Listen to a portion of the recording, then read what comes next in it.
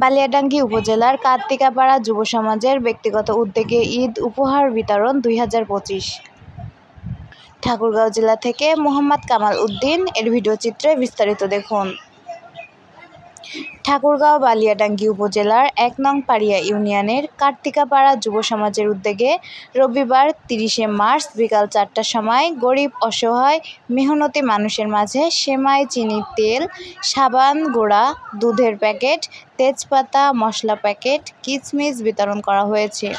এই উদ্যোগকে সাধুবাদ জানিয়েছেন গণ্যমান্য ব্যক্তিবর্গ ও এলাকাবাসী।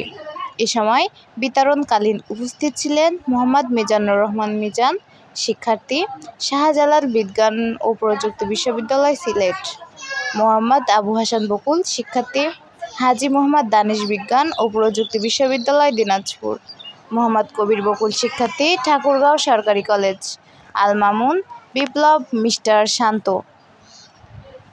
সাথে আছে আমি সাদিয়া, দৈনিক সাতক্ষীরা দিগন্ত।